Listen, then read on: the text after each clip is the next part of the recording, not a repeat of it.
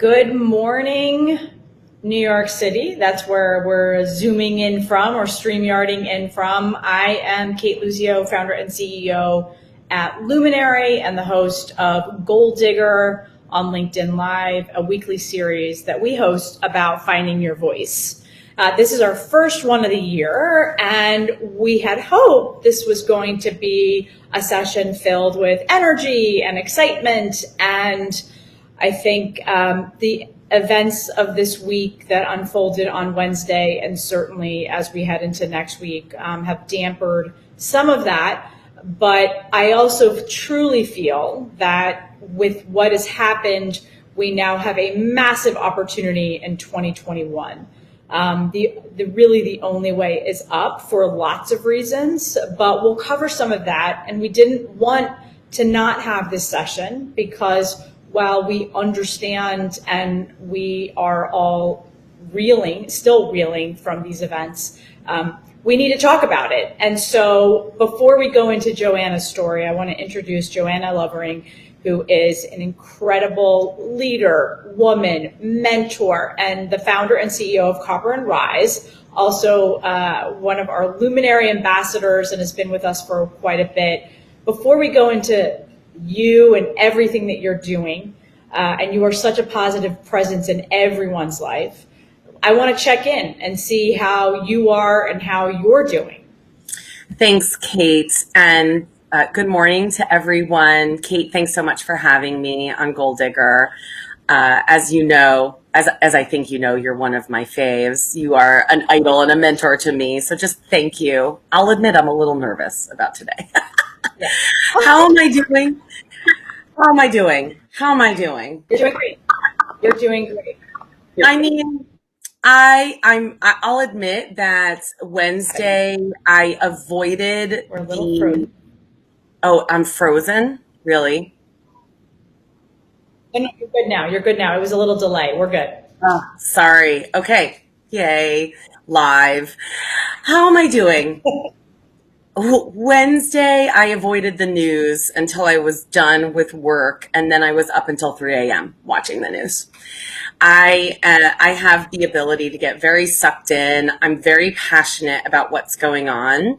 And frankly, I haven't been sleeping well. It is incredibly upsetting. I'm so glad that I have a community. I have many communities. A huge one is the Luminary community. I was actually in the space yesterday, as you know. And and it was so great to see my friends for the first time in 2021 and commiserate a little bit and just support each other. It's been a week. It's been a year. It's been a week, whatever. I know, it's hard to believe it. It's really interesting. I was hosting one of my sessions, water cooler conversations, Ask the Founder Anything, on Wednesday, and I happened to be home because my cat, long story short. Yeah, no, I know all about it. I follow you on all the things.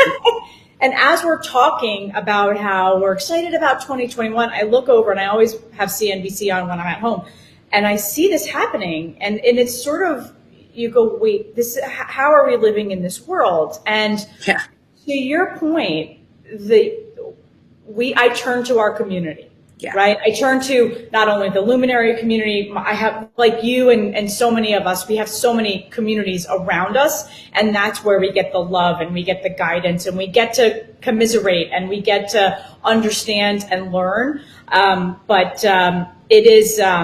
It has been a week and we don't know what's going to happen next. And I think, for me as a leader, I'm sure for you as a leader, it's just being there and it's being open and honest about what's been happening, and the fact that, as a community, Luminary has always been, our goal is to make sure we're welcome, we're open, we're inclusive, and respect all opinions.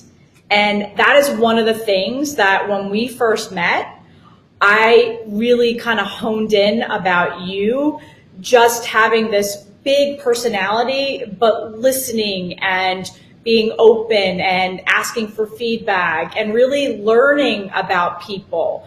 Tell us a little bit about the Copper and Rise journey, but more importantly, your journey to getting where you are today.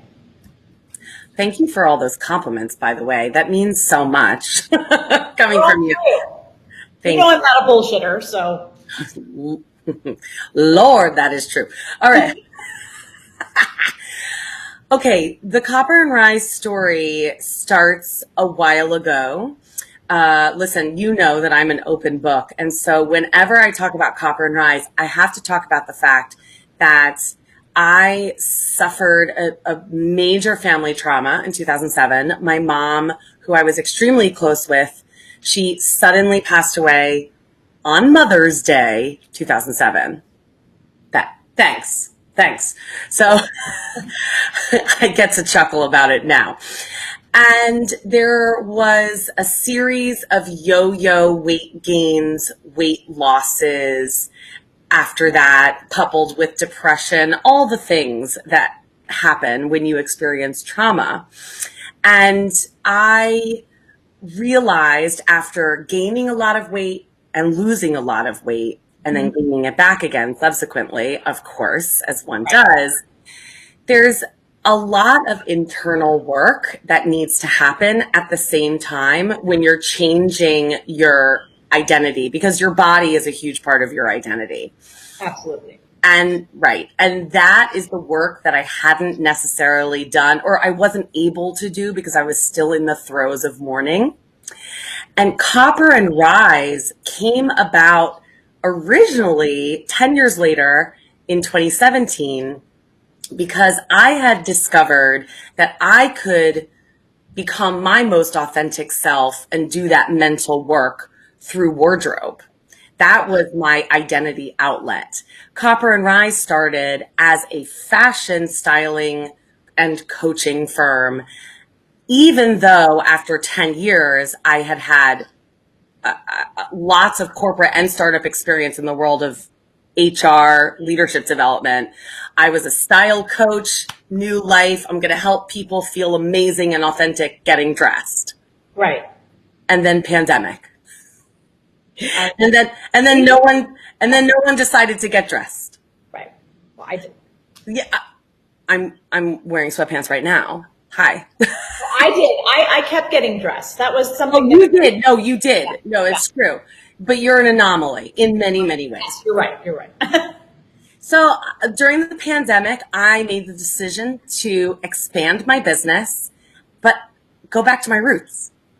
So now I am an executive presence coach. A third of it is all about being authentic through your wardrobe and showing up in a room looking and feeling confident. But it also has a lot to do with how you communicate and how you influence. Yeah. So that's the story. That's how I got here.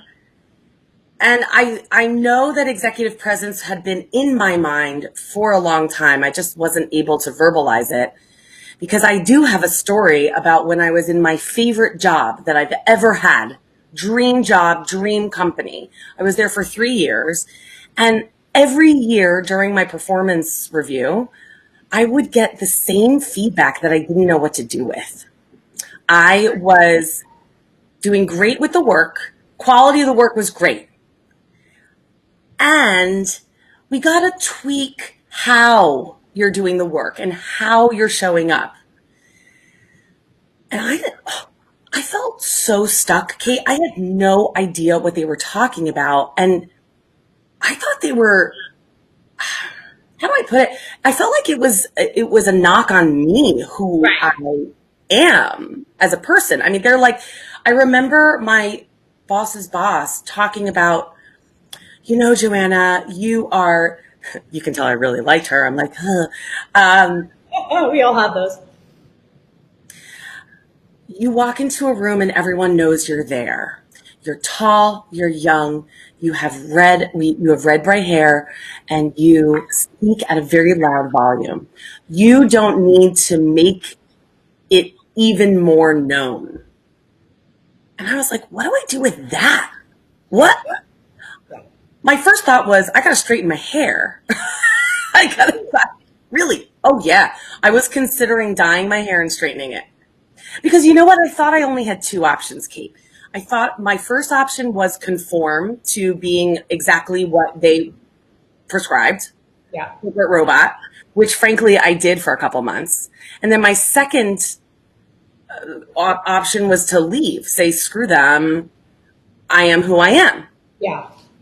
What I didn't realize is that I had a third option, and that is to study the behavior tweaks of executive presence to put in my toolbox so that when the time was right, bust them out when the audience would, I guess, perceive me positively. So I actually had a third option that I didn't know I had. And that's what I get to teach my clients. And had you recognized that or leveraged that third option way back when, do you think your path as of right now could have changed? I think I definitely would have stayed in that job because, again, dream company, household name. I would have stayed there for a while. I wouldn't have bounced around as much as I had afterwards. However, I mean, hindsight is 2020, but I do think I would have become an entrepreneur eventually. Eventually.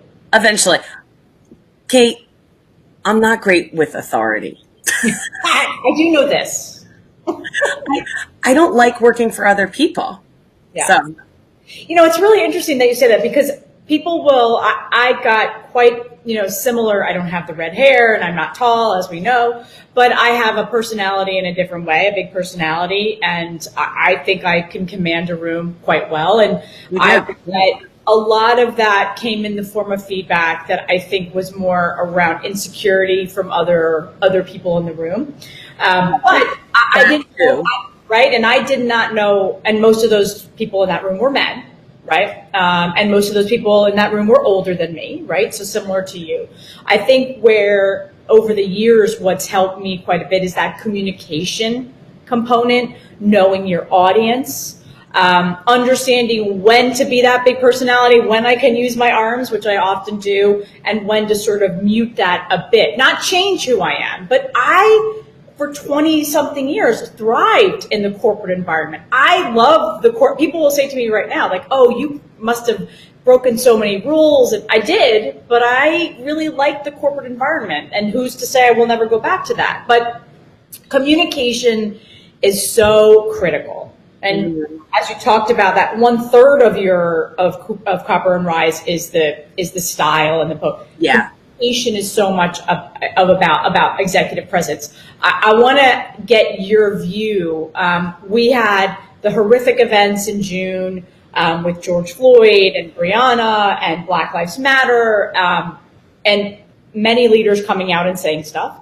You now have fast forward, were there actions behind those words and that communication? Now we've got Wednesday's events, and you've seen a similar, we condemn it, which is great. But what are some of the lessons in this? Because it's been a very tough 8 months, 7 months.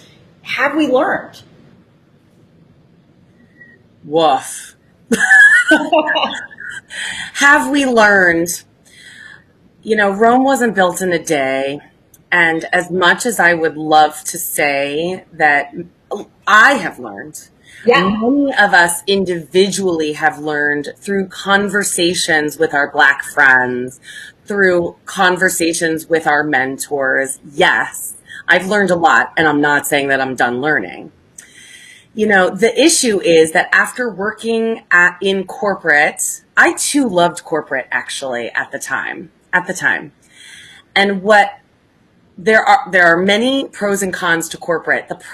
One of the cons is that progress can be very slow.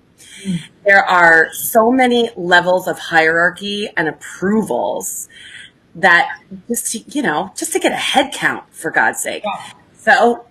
So if we want to get a brand new head count as an ombudsman or as a DEI person, it's not going to happen in one day. But wow, am I so happy to see that the conversation is out there. Right. The conversation is out there. More and more of my friends from the world of HR who are in DEI, they are getting pinged on LinkedIn like crazy. So it's in the conversation. There's still a lot of work to do, obviously. but I do think we're getting there. And do you think that, so there's been an argument on pretty much on social media, right? So how much do companies get involved in what's happening in the world? And I have my own opinions, right? I think it's amazing that so many of these leaders from the private sector, if you want to call it that, the CEOs of big companies have come out and condemned both the acts in June and how their companies are going to change within around people of color and making sure that there's actual real numbers and actions behind it. But this week we saw so many of those CEOs come out pretty soon after those events unfolded and say, we condemn this. This is not our country. Yes. To your point, there's a lot of critique. Okay, you can say that. But to your point, I think you make a really valid perspective that Rome wasn't built in a day. And we haven't dealt with this. This happened 200 years ago in 1812. I know. A foreign army that invaded. This was a domestic army. But we've got to have the conversation. That's the biggest part of this, is keep having the conversation. Absolutely. We have to keep having the conversation. We also, in my opinion, which I think is aligned with yours, is that we have to keep pressuring our leaders to speak out and support underrepresented voices, period. We have to pressure them to do that. They're especially with Wednesday, and I'm going to be very subjective here. I can't help it, but there are no good people on both sides. Okay. With Wednesday's events, period. So this to me is very binary. And so our leaders of private sector obviously need to come out and support the people who are hurting. And guess what? That's everyone. Right. That's America. And it actually goes beyond our borders because one, there are Americans living in abroad, but then we have so many allies that are saying, what's happening? We are all hurting from first the pandemic, second, the events in June and Black Lives Matter. I do feel like that was such a pivotal moment that's now translated into a movement. And I hope that the silver lining, as my mom would say, out of Wednesday is that we're going to get our butts in gear and say there's got to be true bipartisanship. We've got to unify this country. A company. Yeah. And I think that is so important for whether you're a leader of a big company or a small company, right? And so much of that comes out of communication. And I'll use a very quick example. We posted yesterday on Luminary Social about we're going to start holding some corporate roundtables. And pretty soon after we posted, a woman commented and said, I don't think this was right. I don't want to see promos from companies. And so I actually personally got her and DM'd her and said, thank you for your perspective. Thank you for your review.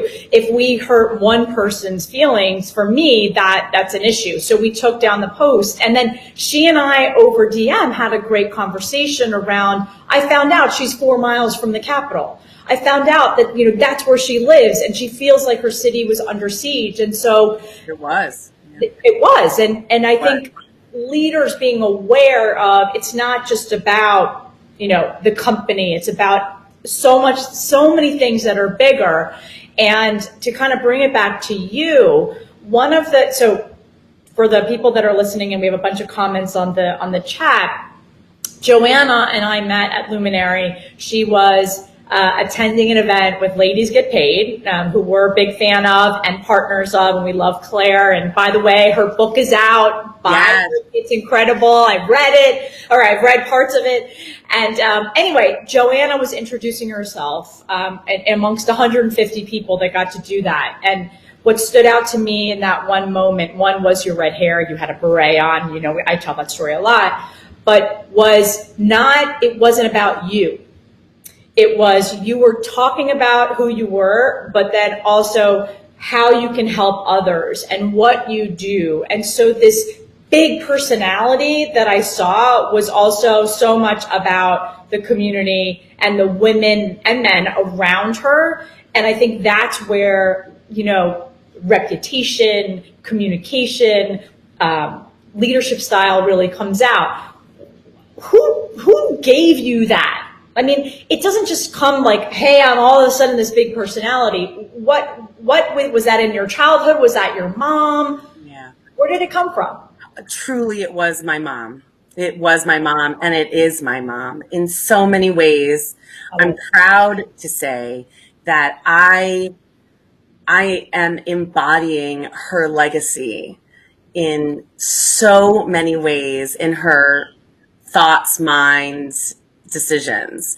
First of all, I'm proud to say that my mother was a public school teacher her entire life. Art, 7th and 8th grade art, like a saint, literally a saint. I don't know how she did that, but fine. Okay, great.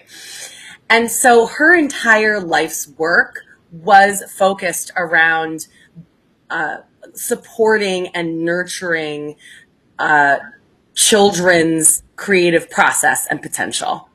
So I do that with adults, number one.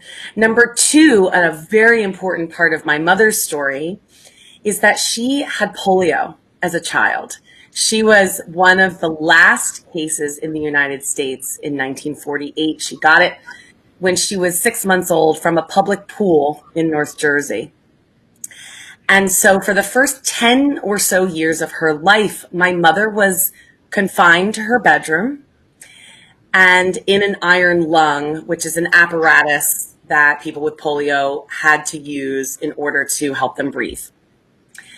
And then she had to go to a special school because back then, physical disabilities, those children went to the same school as mental disabilities, or mental challenges. So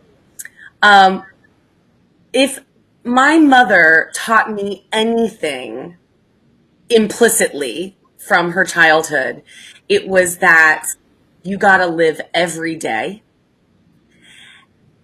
She had such a zest for life. She would grab the world by the galloons, as she would say, and shake it up. So the combination of this nurturing, empowering, championing persona, plus the energy and excitement of just being alive, because frankly, she wasn't supposed to live. Yeah. Let alone have a child. When I was born, she was in the New England Journal of Medicine. Wow. Yeah. Because she wasn't supposed to have a child, let alone a child naturally. Because polio is a nervous system and muscular system disease that had deteriorated her entire body. And she was left with that in adulthood. So listen, she would champion and empower people, and she had a very special energy and full of poise and grace as well. But man, could she get you to take risks? Could she get you to go on that trip, that major trip, right? So I embody that implicitly, and I'm proud to do so. And is that, I mean, I knew this story because we've talked about it, and it's a remarkable story. Like, you have to write a book one day. I mean, you know this, right? Thanks. For lots of reasons, but with a couple minutes that we have left, I want to go back to this idea of community, because you are involved with so many different organizations. And when you are involved, I mean, you are involved. You put your heart into this, right? And Luminary is one example. As we think about 2021, yeah, and we're 7 days, 8 days into the year starting. How does it feel like 8 years into 2021? But okay, fine. I think there are some. We all kind of, when we were turning that page to the new year, okay, 2021's gone, 2020 is gone, and things are going to get better. And I do think things are going to get better. I think because, an incident against democracy. It's an incident that put so many lives in danger. And it's shaken us to our core around, who we are as a country. And we are a great country and we're better than this. But absolutely leaning on, whether it's in a situation when an event like this happens and we're all in mourning, in a sense, we're saddened, we're angry, to when you're trying to go to a job interview and get that new job, you turn to your community. Yeah, I do. You do. You are an amazing example of someone that really leans into communities. For those that are, and we have so many people writing chats about how amazing you are. Just I see. Thank you, friends. And what's in this time particularly, right? As we think about the opportunities of 2021 that are out there, also the sadness that we're dealing with and the anger. What is your advice in leaning into your different communities, even if it's just one community? What's your advice? My advice is don't be afraid to ask for support.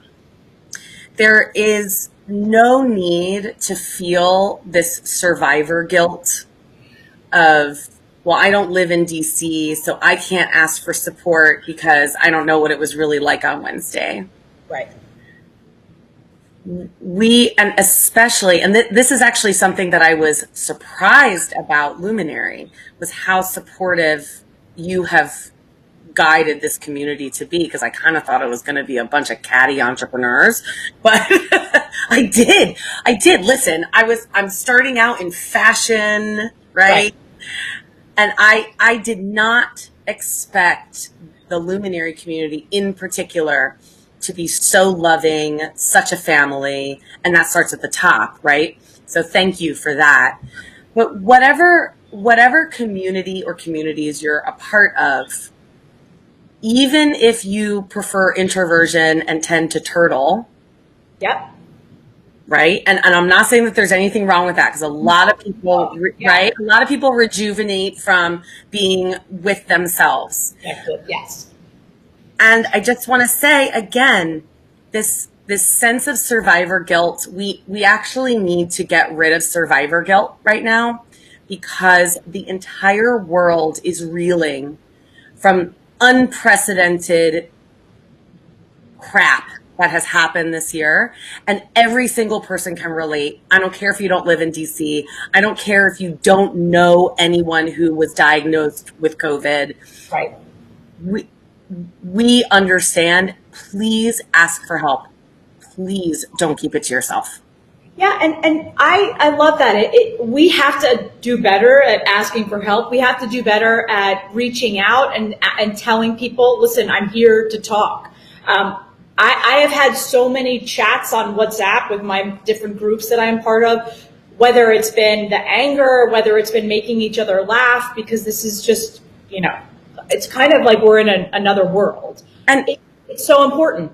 Can I just say too, one of the things that I really admire about the leaders that I admire, such as you, is that yes, leaders, really good leaders, are strong and they can contain their community's emotions. But I just want to say that what also makes a leader very strong is their ability to be vulnerable with their community. I think it is incredibly important for our leaders to express their sadness, confusion, and frustration right now. It is of the utmost importance, because it almost gives us permission to feel the same, right? And then our leaders can support us at the same time. You can still be strong in your vulnerability. Absolutely. I love that so much. In fact, going back to that feedback back in, the corporate world, like you, I often got, you're too emotional. You wear your heart on your sleeve. You're overly compassionate. Are you kidding me? Yeah. I can be strong and I can be vulnerable, and that's okay. And I, like you with your mom, I sort of got that from my mom and dad. I'm most days I tend more on my dad's side, but I do have a lot of my mom, and I try to lean into those and into those those qualities and characteristics. And some days you just need support. You need others to understand what you're going through. And some days it's sadness, and some days it's anger, and some days it's, I'm going to kick ass. Yeah, listen, I want to remind everyone that there is nothing harder in life than walking around trying to be somebody else. There's literally nothing harder, because P.S. I tried it after I got that feedback. I tried it. So you are a compassionate person. I'm a compassionate person. I'm an energetic person. Yes, when it comes to executive presence, I have the ability to dial up and down. But goodness, am I not changing? I can't change. Right. I tried. I can't change. But I can dial it up and down. So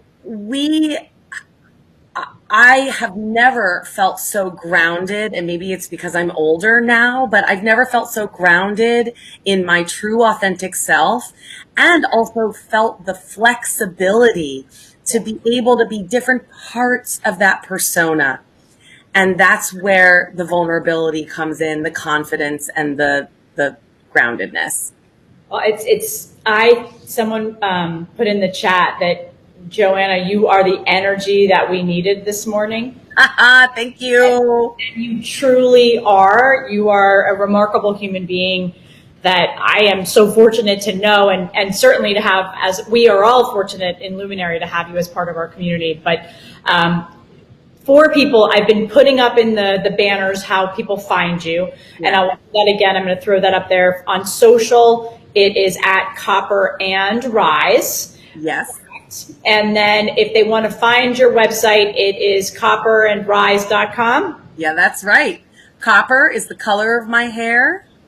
And also the cup that I was drinking a Moscow Mule out of when I was thinking about names for my company.